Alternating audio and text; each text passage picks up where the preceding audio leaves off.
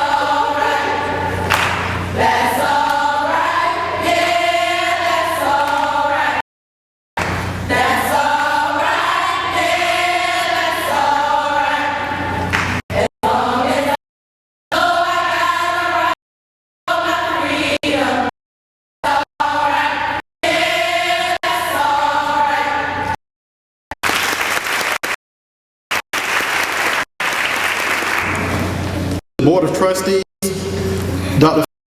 17th President of Bennett College on her inauguration week. Gentlemen, Dr. Jarvis Hall, Provost Blackwell, award all the alumni, faculty, staff, students, and friends who make up the great Bennett College family. Good morning again. We will begin our program today with the invocation by the Reverend Dr. Natalie McLean, class of 1980, college chaplain. Let us bow together in prayer. O God, our help in ages past, our hope for years to come, our shelter from the past and our eternal home. Lord, we greet you this day with great humility and thanksgiving. We bless you for the grace which allows us to gather on this historic occasion in this historic season.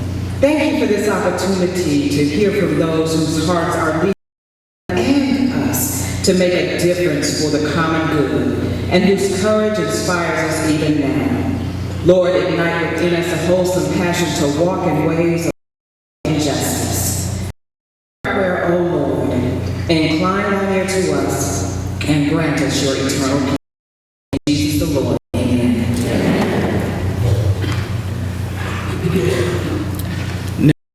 Now we have the welcome by Dr. Audrey Ward, Associate Academic Support Programs.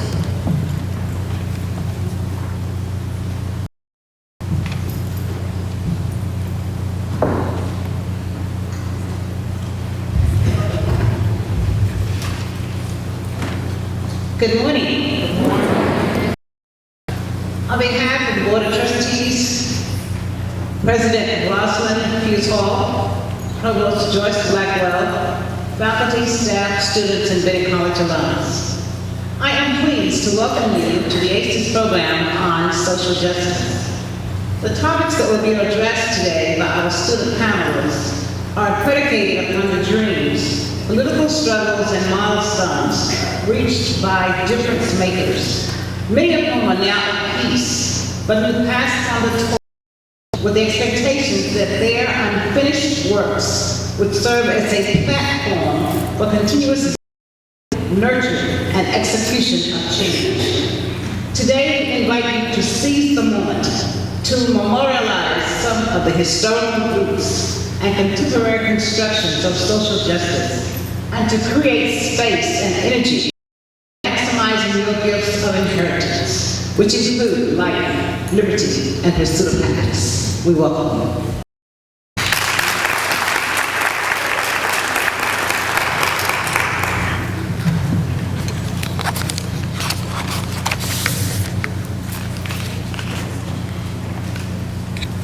First, let me say on the behalf of the Division of Humanities, it is a pleasure to have each of you here today. Our goal is to expose our Bennett Bells to the ideal of social justice and that there is a duty for them to speak for the rights of others.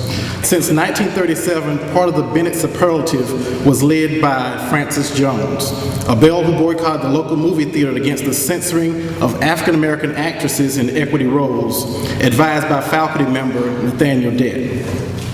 Years later, we know of another Bell and former student SGA president, Sandy Smith, who was gunned down by radicals during a protest.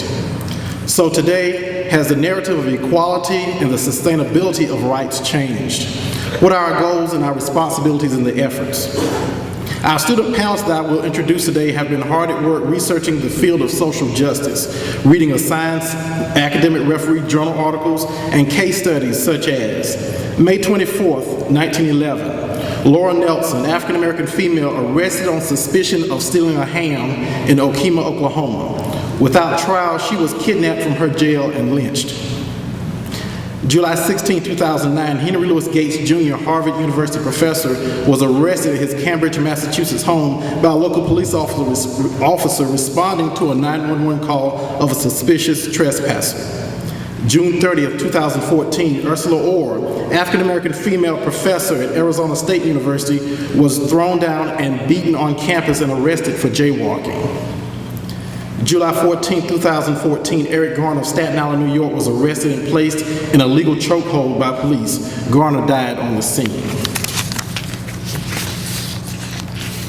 And August 9, 2014, Michael Brown, unarmed 18-year-old African-American male, which occurred in Ferguson, Missouri. Brown was killed after being shot multiple times by a Ferguson police officer. So today, our introduction of panelists will begin with Ms. Courtney Mariah Mangum, who hails from Durham, North Carolina, and is the youngest of two girls. She is a junior interdisciplinary studies major with a concentration in history.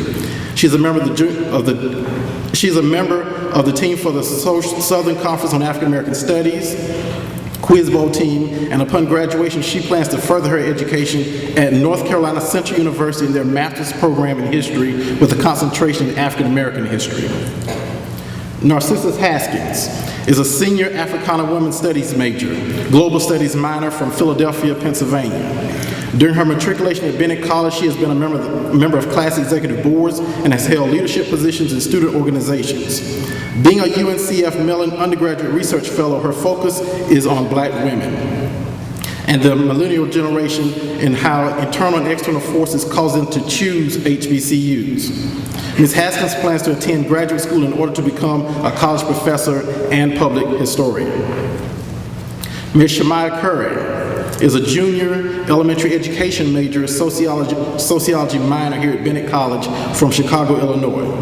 Ms. Curry previously served as parliamentarian with the NAACP Bennett College chapter and co-founder of the New Bells of Liberty, a social justice organization dedicated to improving campus and community life for students. In addition to participating in various volunteer opportunities, she is also a member of the Spirit of David Dance Ministry. Ms. Curry's honors include Phi Beta Kappa Honor Society, both the Deans and Honors List, and she is a 2014-15 recipient of the ETS Presidential Scholarship for HBCU students. Ms. Kelly Centimore was unable to participate in today's panel, but these are our three panelists for today. Let's give them a round of applause.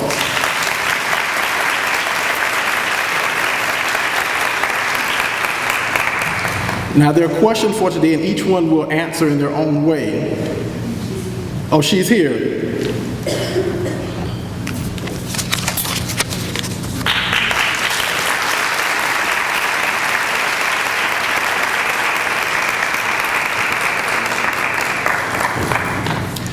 Ms. Kelly Centimore hails from Los Angeles, California. She is a senior honor student and proud non-traditional Bennett Belle here at Bennett College. Currently, she's pursuing a Bachelor of Science degree in Business Administration with a concentration in management and minoring in entrepreneurial studies. She is inspired and focused on reaching her fullest potential like never before. Her future plans are to attend law school and to give voice to the silent. She is a recipient of the Allen Heyman Scholarship, Joseph Bryan Scholarship, and has been a member of the Bennett College Honor Society since 2012. Once again, let's give all of them a round of applause.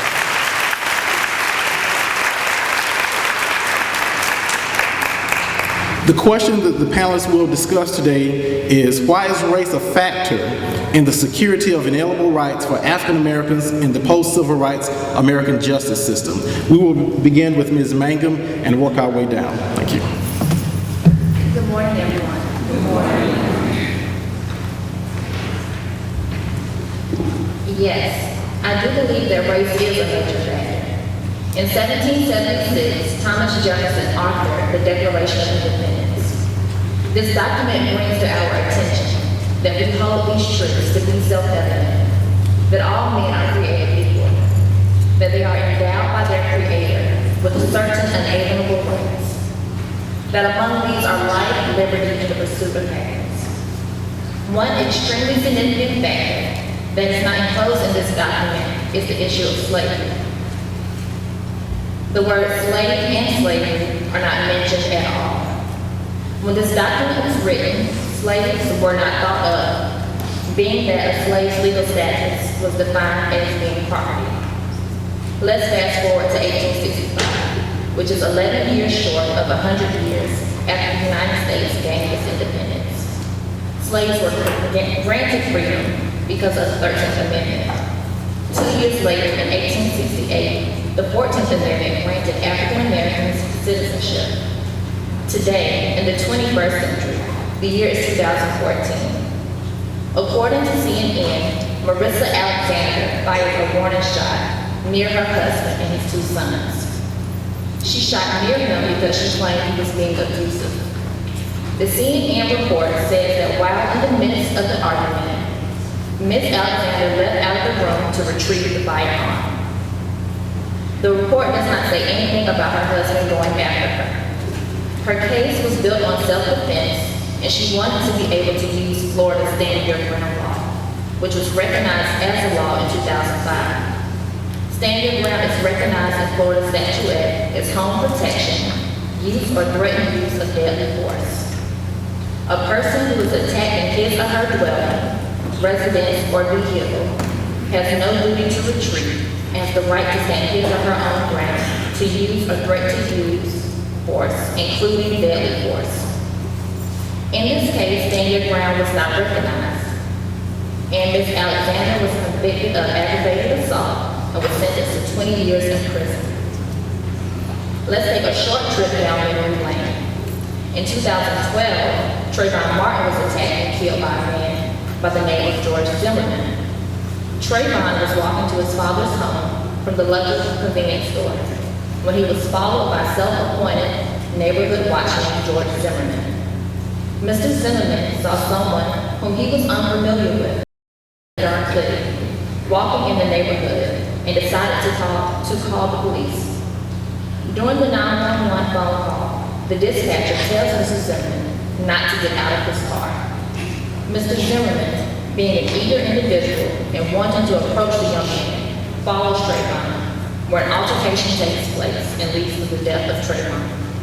In this case, Stand Your Ground was taken into account, and the verdict was in Mr. Zimmerman's favor. Therefore, Mr. Zimmerman was not found guilty. Being that Florida recognizes Stand Your Ground as a law, there should not be a double standard when it comes to the law. I cannot see how Mr. Zimmerman was able to use self-defense if the dispatcher clearly tells him not to follow young Trayvon. The fact remains the same that Trayvon is dead and unable to speak for himself. The question now is how many more of our young black men will have to die at the hands of racism? You know, as Americans, we like to think that we have come a long way.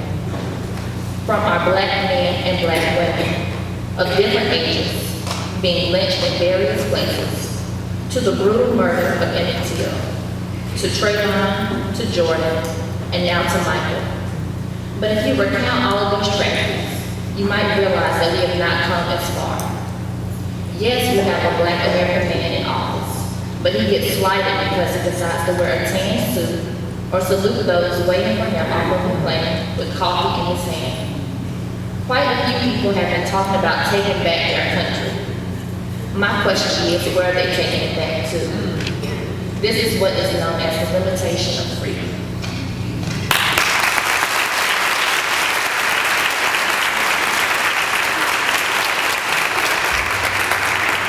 Hello everyone, once again my name is Shemaya Kirby and I am a junior here at Bennett College. Some of you may know or may not know, but I recently interned at the White House for fall 2014, spring 2014. And I worked in the White House Office of Scheduling in Advance and, doing travel work for the President. And during that time I was able to be one of 2 black people in my department, and there was 20 interns total that were African American out of 150. And so for someone who grew up in a predominantly African-American setting to be immersed in a culture like that, it was life-changing.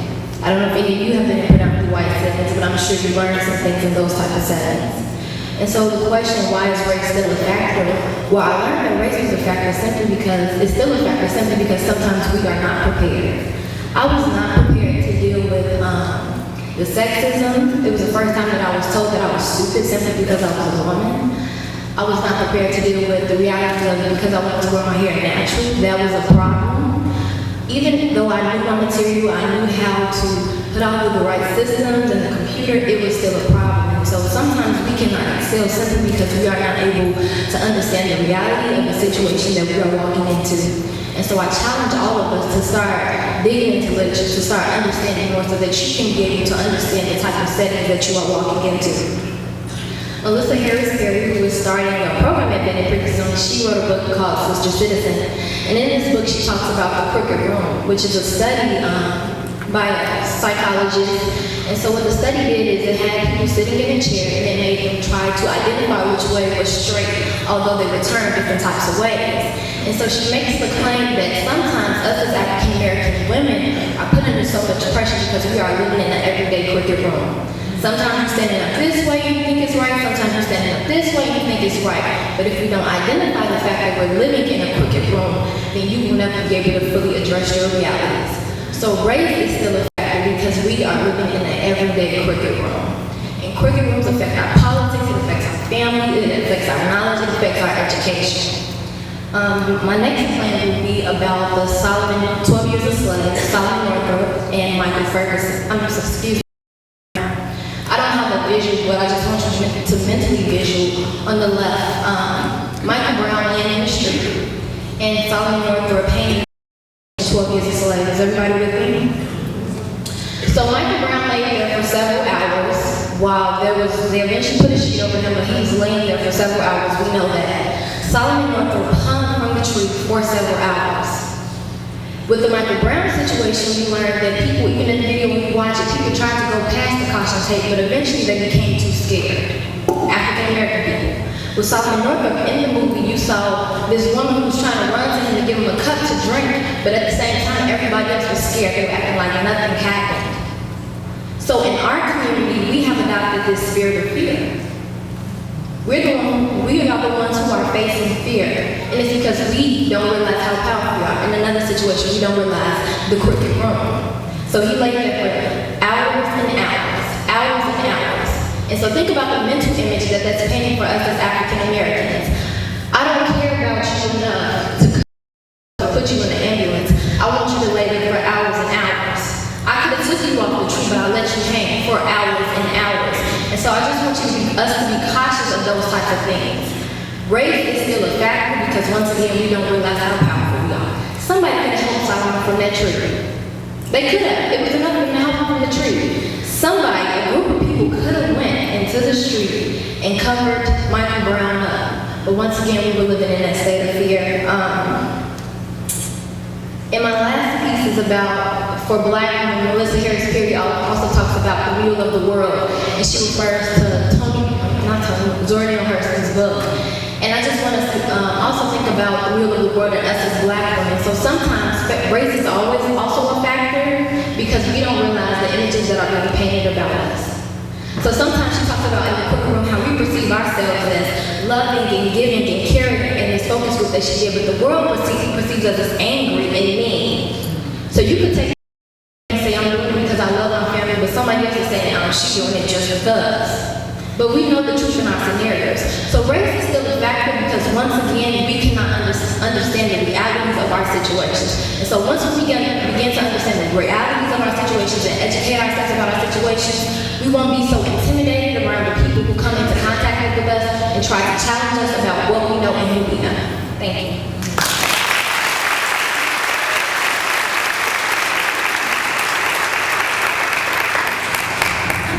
Hello all, many sisters and faculty and staff and President Dr. Hughes Hall.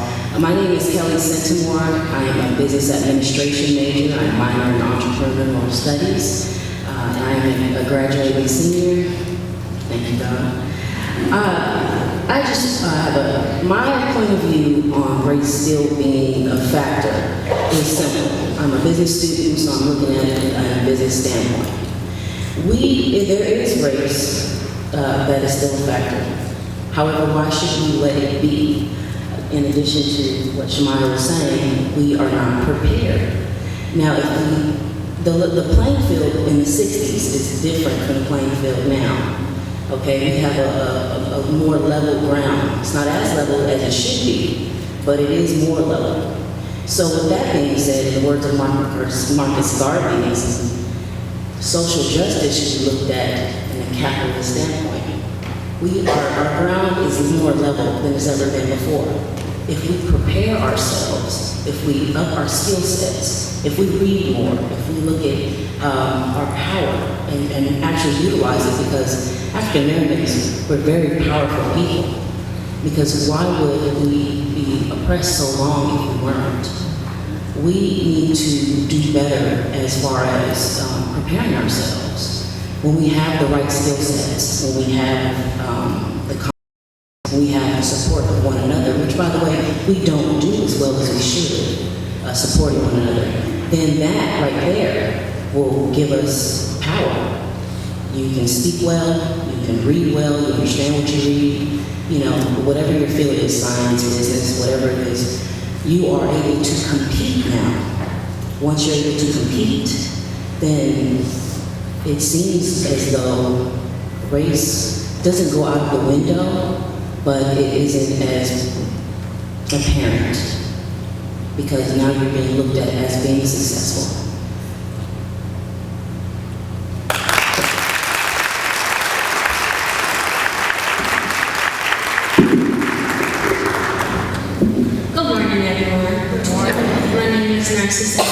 I'm a senior at Africana Women's Studies from Philadelphia, Pennsylvania. And as I reflect on our role as Black leaders in various circumstances, we are challenged in the 21st century in a post-racial society with the question, is race a factor in the security of inalienable rights for African Americans in the post-civil rights American justice system?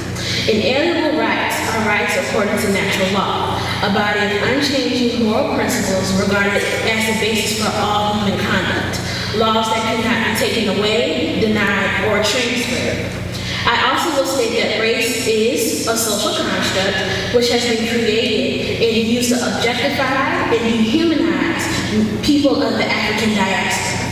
Through my study at Bennett College and personal experience, I know that race negatively impacts the security of inalienable rights for African Americans. The cases of Marissa Alexander, Trayvon Martin, the victims of police brutality like Michael Brown, Eric Gardner, and the many college students of color here in the Greensboro community are examples of why leaders such as myself are aware of the injustices that we all face today.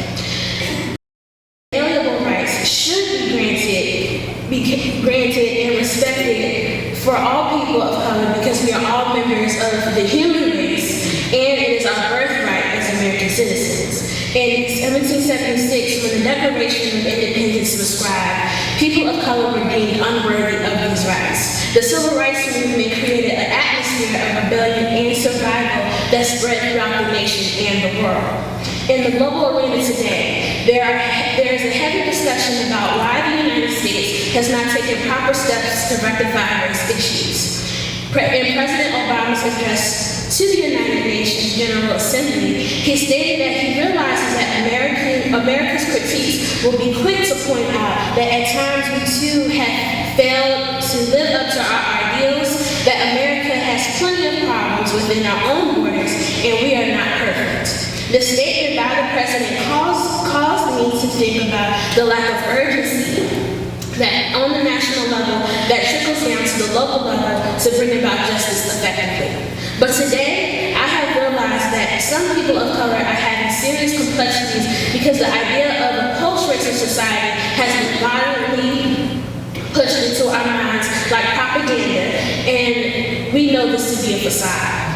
The thought that any minority can challenge and will challenge respectability, meaning that they choose to not operate under what is right and what's wrong by white patriarchal standards, has created a fear in the oppressor like never before. As I close, I would like to quote Patricia Hill Collins, who is a noted scholar in Black feminism. She wrote Black Feminist Thought in 1990. Viewing the world as one in the making raises the issues of individual responsibility for bringing about change. It also shows that while individual empowerment is key, only collective action can effectively generate lasting social transformation in political and economic institutions. Thank you.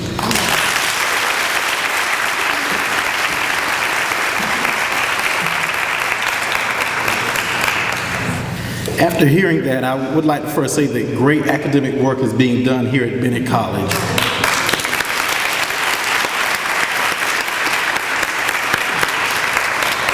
We've experienced some really salient points given by our students.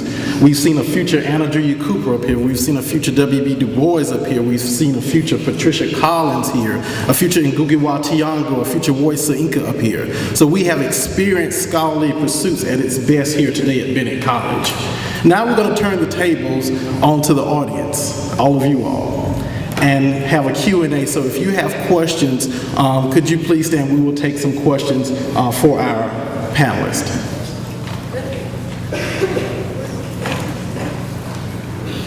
Here we have a young lady here, yes. As a race, what would you suggest that we do to change this position that we have in our community?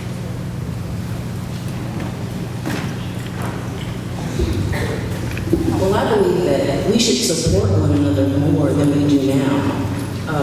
We need to support Black business. We need to support, everything. Black entertainers, Black artists. We need to support each other. Once we're able to support each other, we'll be able to put the neighbor back in our neighborhood instead of it just being a hood,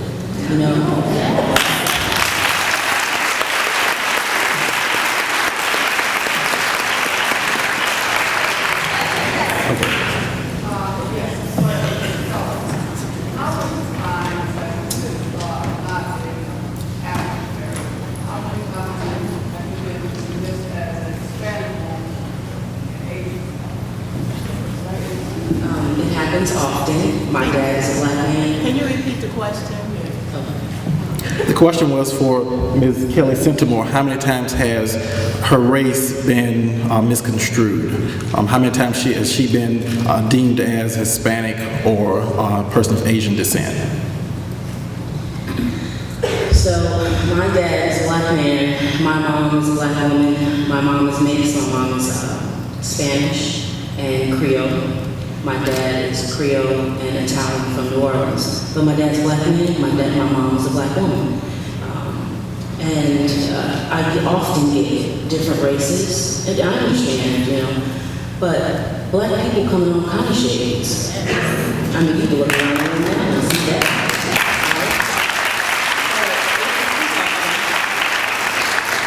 It happens often. Another point, I grew up with a lot of Russian Armenians. And they had no idea that I was Black. And being of different races, when I say, no, I'm Black, well, their reactions, and I'm like, there's nothing wrong with that.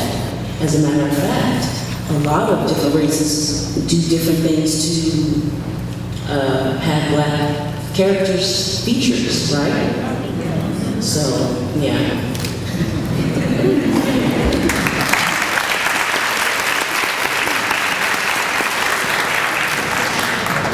Other questions?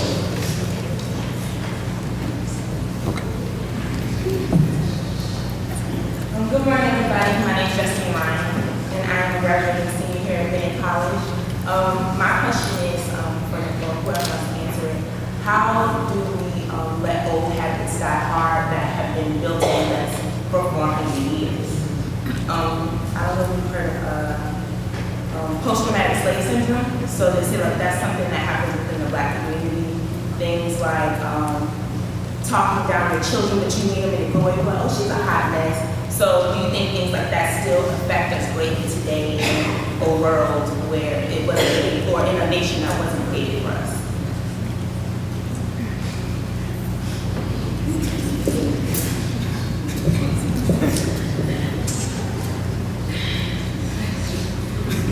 Okay. So this social construct wasn't built in a day. Like I said, it's been 400 years.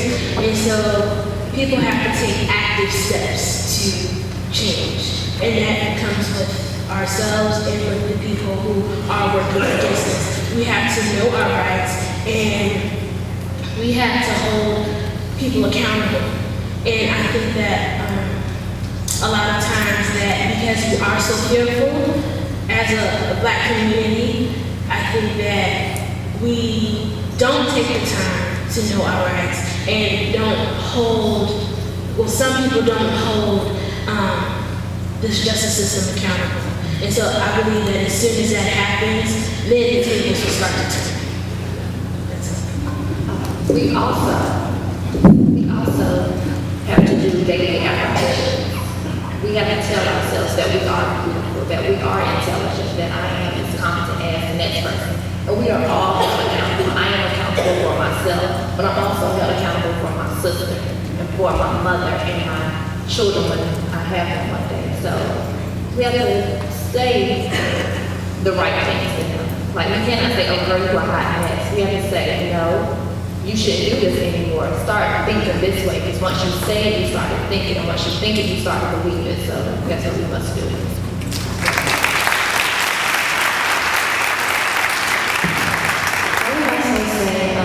Just understand that you are worthy to be in the position that you are in. And so if you get selected for an internship or an opportunity, you are worthy of that opportunity. I know for myself personally with the White House, I was like, wow, I'm going to the White House, great, okay, here, let's do it. But I had to understand that I was worthy of being in that position. And so a part of this slave mentality, post-slave mentality, is not being able to understand that we are worthy to be in the positions that we are in. We think that our counterparts deserve to be here, but we don't deserve to be here. That's not the reality of the situation. You deserve to be where you are, and so we have to start affirming ourselves when we make it to those places.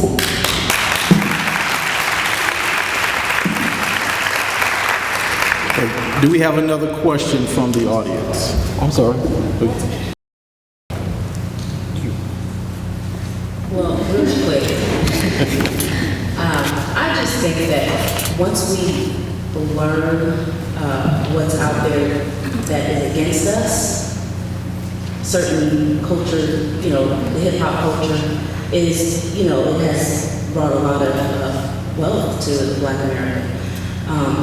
But some of the stuff that we hear in the music and their subconscious, and we start to believe that we should, like Black males, should treat women bad, or they're gangbangers or drug dealers and things like that. But if you learn the tools that are put out there that feeds you negativity or feeds you a lot of insecurities, then you're able to recognize it and defend yourself against it. And that goes with skill set as well.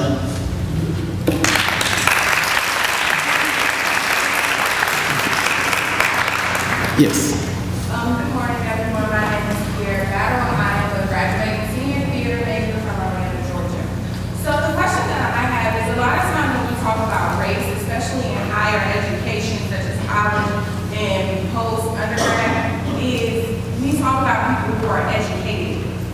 we talk about people who went on to get higher degrees and going into different business fields and things like that and dealing with race on that level. But a lot of times when we're dealing with race, it's in impoverished neighborhoods. It's with people who don't necessarily have the tools to deal with the correct way to deal with the police, or they know the correct ways to do it, but their voices aren't being respected or heard. So as people who are in higher education, how can we also saying, well, if we work harder or we do this? Because when it comes down to race, just because I chose to get an education of a higher level or a formal education, I don't feel like that decides that I should be respected by my race. So how do we deal with racism in impoverished neighborhoods and still getting that same respect?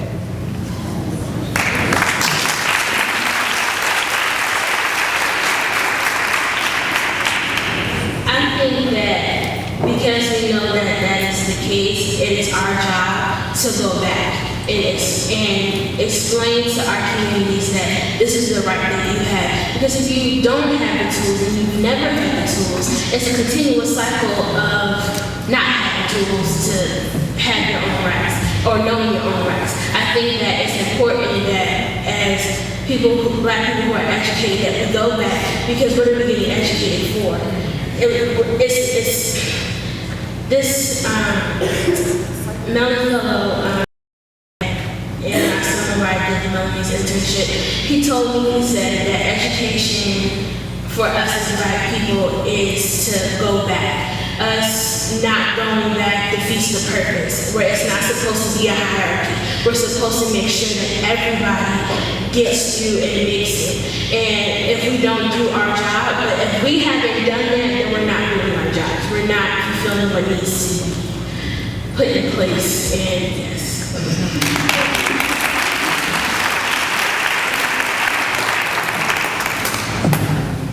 Okay, we do have time for one more question in the rear. My name is Tom.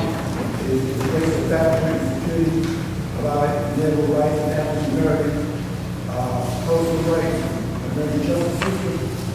You know, to me, the question should be is what are we doing this unjust justice system that our people have struggled through many years, especially through the civil rights movement. And we are now in year 2014, going to 15, and we're having the same struggle in the justice system that we had back then. The question is, what are we going to do about this unjust justice system that is still pinpointing all of our struggles that our children struggle with? How are we going to do that in the year 2015?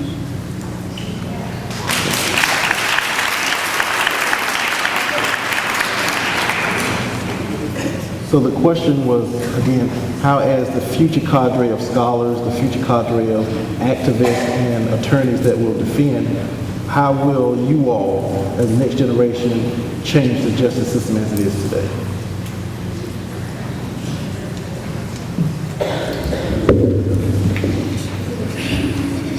Well, I believe there is power in numbers, and it all goes back to supporting one another. If we get together, and not just as Black people, but if people in poverty and people who are unjust, who are treated unjustly, get together, you know, that's the key word, support and togetherness, then there's nothing they can do but respect and support our wants and needs and our rights. So it all comes back to that for me. I would have to agree with Kelly. I think there's power in numbers, and also I think sometimes we kind of think that people who are in power, like Eric Holder, Attorney General, and all the people in the government are super smart.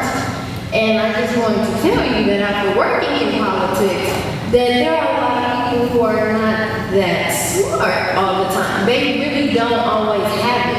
What happens is they are connected to somebody that gets them to that position. So that's another thing about networks that you gotta focus on too. But sometimes if you are just connected to people that know the right people that get you in this position, and then you learn how to do the position. I would just reflect on the 1960s movement with the Children's March and all of those students that went into the streets in the South and they shut down the jails and they shut down the schools. So it was a group of kids that literally helped initiate parts of the civil rights movement. And so we as African Americans reflected on that moment and we used that same mentality, and we don't have that much to lose. We really don't have that much to lose.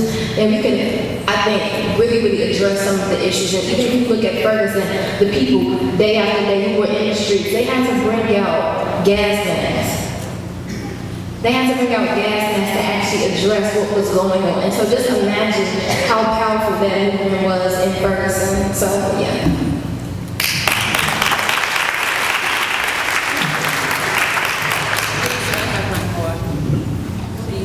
One more. Oh, yes. Yes, Dr. Scott. I would like to ask you, as Bennett women, what is your role? I like your response about powers in number. When the Bennett women went to the center of Greensboro at Elm and Market Street, I'm sure you know about that, sat down, kept sitting down and closed down Greensboro, talking about power in numbers. I mean, just from the center, out and out and out and out of the whole downtown of Greensboro. And then some students from A&T joined them. Women from Women's College joined in. And the sheriff, the police came and arrested all of them and took them to the jails. They filled up all the city jails. They filled up all the county jails. They filled up everything, and they still had people coming. And so then they opened up the old, closed down, what they were called rehabilitation centers from TB and so forth. And they put them all in there. And so the county sheriff, and this is all documented, and I'm sure maybe you know about this, the county sheriff came to the students all in, because they had crowded all the jails. Honestly, they had loaded all the jails. And Dr. Player was the president at the time. And Dr.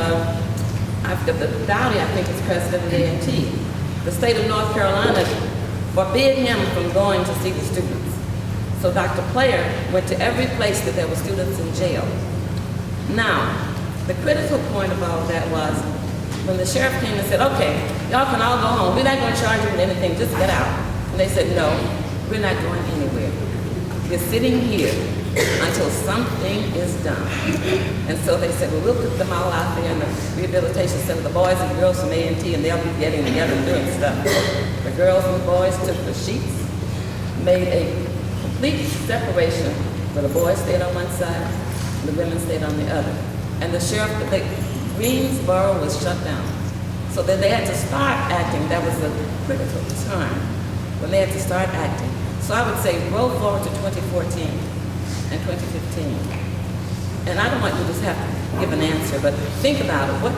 What is the role and the task right now in this slick, vandalized and society right now for Bennett women to make with numbers these sites known? You've had these opportunities to go to the White House, the other places we've opened up for you. So you've seen somebody was in charge of getting somebody there. So what is the role of Bennett women collectively now to make an impact?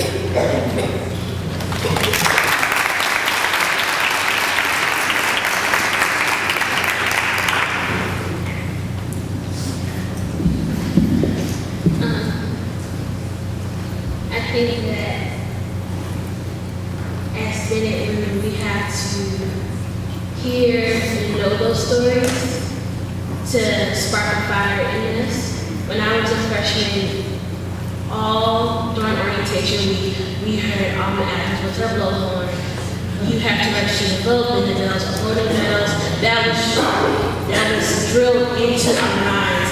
And I was voting down here, and my friends hadn't voted until last year. And so just knowing that we have these rights and having a support system, I think that will spark a fire and make us brave enough to go out and stand up when people aren't. And so I think that for our role as Bennett girls, we have to spark that fire in ourselves and know that we have our sisters to protect us.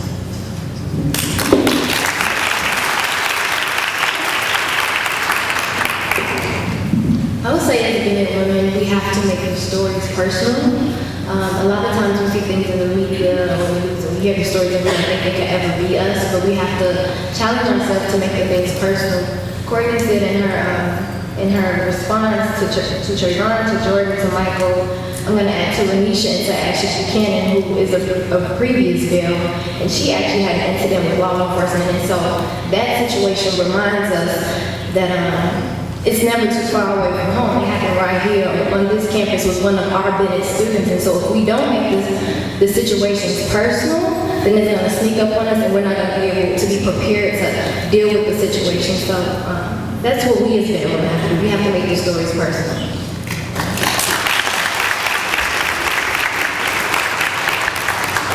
As Bennett Bell, and I believe that we need to learn the law, and we need to learn the loopholes in the law, as everyone else does, and use them. And for me, I would support, and support is a big word for me because there is power in numbers, like I said earlier, and supporting your sister means that if she's going through something under the law, if she comes to you, and which has happened to me here, she wants to know how she can get by with, knowing what to do. So I believe that support and knowing the law and helping your sisters with the information, that's what I can do to help further us along.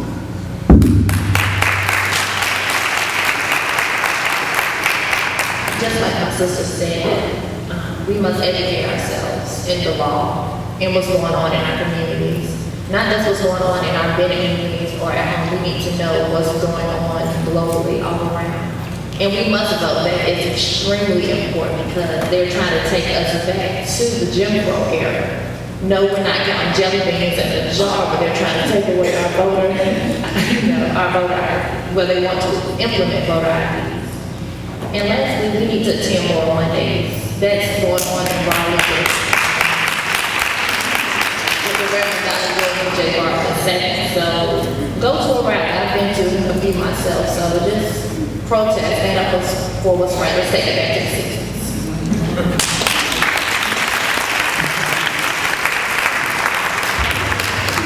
Thank you again to all the panelists. Hard work and research in presenting today, and it's been a really, really excellent job. Next up,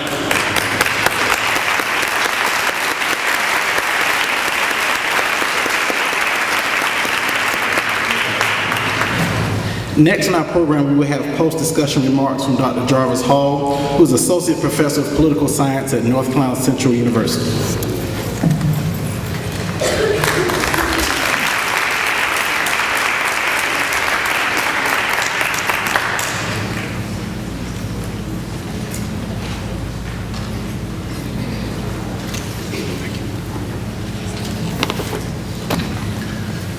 Good morning. Thank you, Dr. Baker. Forgive me for not using the steps. I injured my knee, so I had to use some steps with a rail over here. So forgive me for going over there. I don't know about you, but I am excited. I'm excited because when I look at our future, this is what I'm looking at here. I'm excited and I'm confident that change, real change, effective change, will take place. And it will be led by Bennett Bells.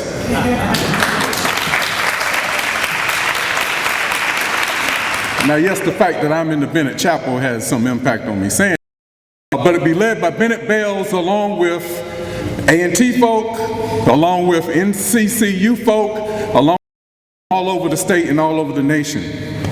One thing I want to talk about, though, just very briefly, because I know I'm standing between you and adjournment, is the fact that we have to be aware of the systemic and structural issues that causes the injustices that we continue to see.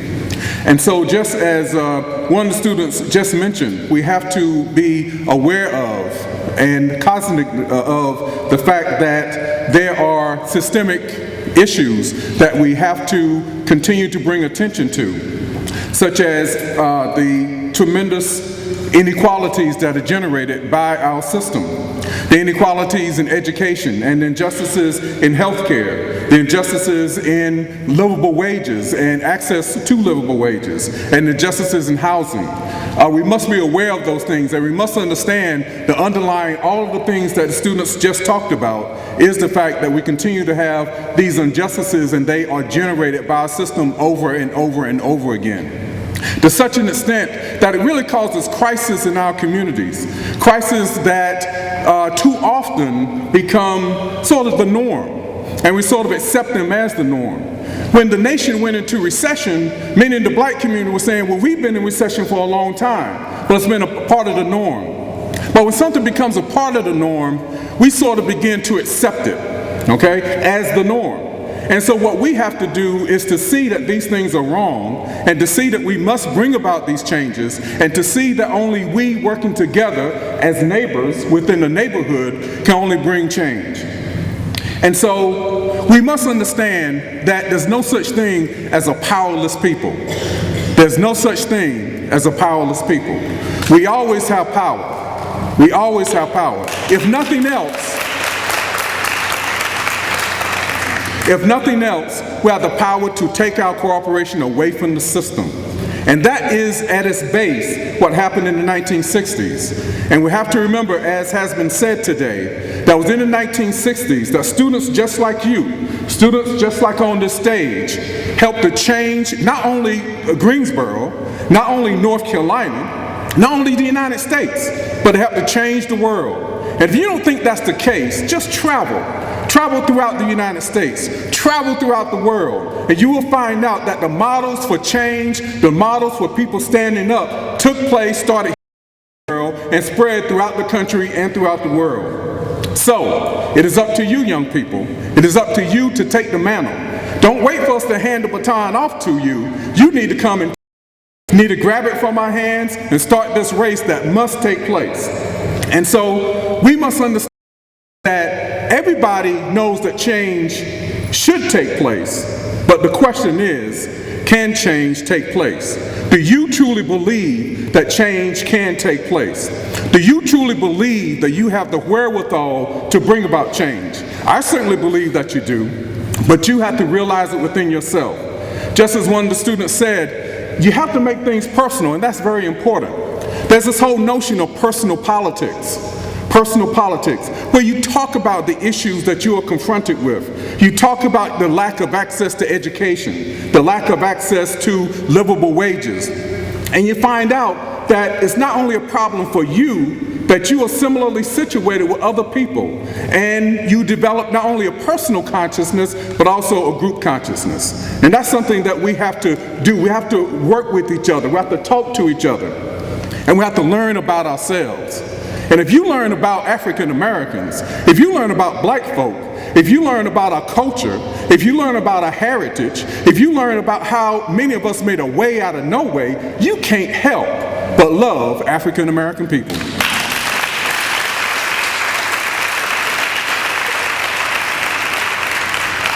And the last thing I'm going to say, because it's dangerous giving a microphone to a professor, is voting. And the only thing I will say about voting is that voting is the least thing you can do as a responsible citizen. That's the first thing you do as a responsible citizen, okay? And now voting is very important, but you have to do things beyond that. And in the work that I do at North Carolina Central University with the NAACP and Moral Mondays, and please come to Moral Mondays, please come to HK on J too. You know what HK on J stands for? HK Historic Thousands on Jones Street. And the second February of every year, members of the Moral Mondays and the HK on J coalition get together to organize and to march and to advocate for a 14-point public policy agenda, which includes many of the things that we've talked about today. Okay? Last time, we had the largest demonstration in the South since the Civil Rights Movement, when 80,000 people students came to Raleigh to advocate for historic thousands on Jones Street. And it's called Historic Thousands on Jones Street because we bring historic thousands to Jones Street, which is where the North Carolina legislature is, okay? So we want you to participate in large numbers. I want to be able to say with pride that Bennett College, once again, took the leadership in bringing students to HK-on-J. But the point is, voting is the least thing you can do, but we must vote. We must vote in high numbers. We must be sure that each one of you brings 10 people to be registered to vote, and that each one of you bring 10 people to the polls. And you have to remember, the people in power really count on you not voting. I mean, they count on you not voting. And that's why when you surprised them by voting in 2008, they said, just a second.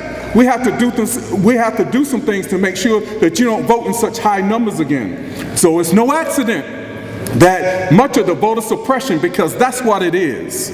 That's what it is. It's voter suppression. The voter ID bill, cutting the number of early voting days, ending pre-registration for 16 and 17-year-olds, it's voter suppression. And we have to call it exactly what it is. And it's no accident that they did it when you really shook up the world by playing a significant role in electing the first African-American president, and for that you should be congratulated.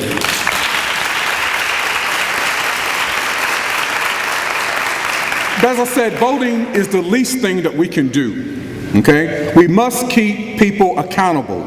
We must continue to organize, and particularly between elections. So we must make sure that people know how we feel about these issues. We know that we are dissatisfied with what they are doing as our representatives at the local level, at the state level, and at the national level, and to some extent the international level. And so finally, it's important for us to do as our ancestors have done, some of whom did not have the technical wherewithal that you have, Instagram and Facebook and all this kind of stuff. It's time for us to sit down in some cases in order to stand up if we go back to the sit-in movement.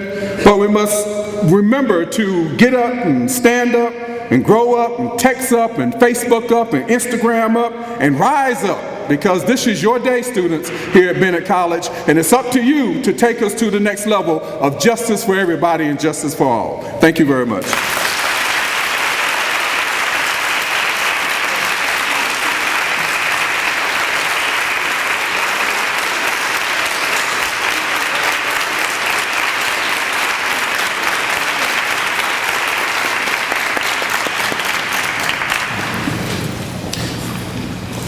Thank you, Dr. Hall, for those timely words in today's society of trying to still protect our inalienable rights as African Americans.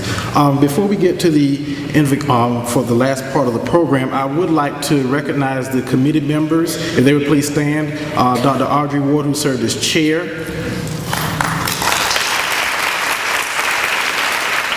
Dr. Jarvis Hall, who you just heard as co-chair. Yours truly.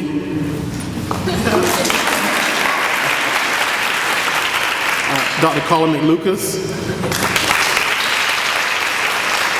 And Professor Harry Schwartz-Turfel. Also special thanks to our president, Dr. Rosalind Fusehall.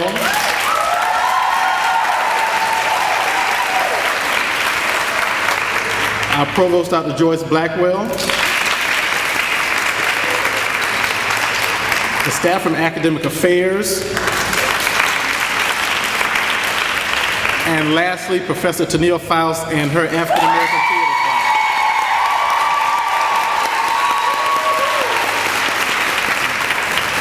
Choir. President Fusehall, would you like to have any words? Okay, great. We will close out our program now with the benediction from Reverend McLean. Let us pray.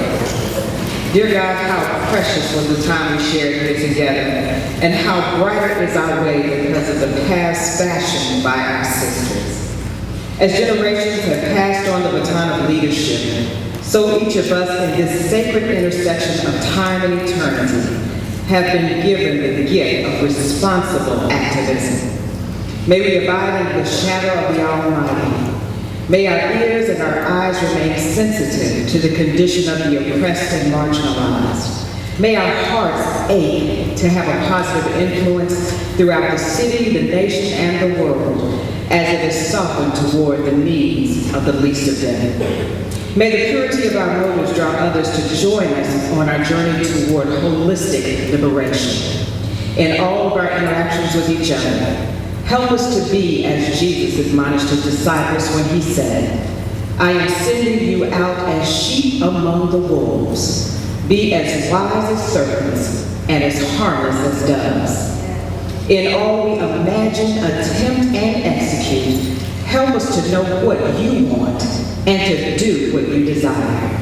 You desire justice, oceans of it, and you desire fairness that flows like a mighty river. Lord, we commit ourselves to you in sincerity, service, support, and selflessness. This is our prayer of confidence in Jesus. Amen.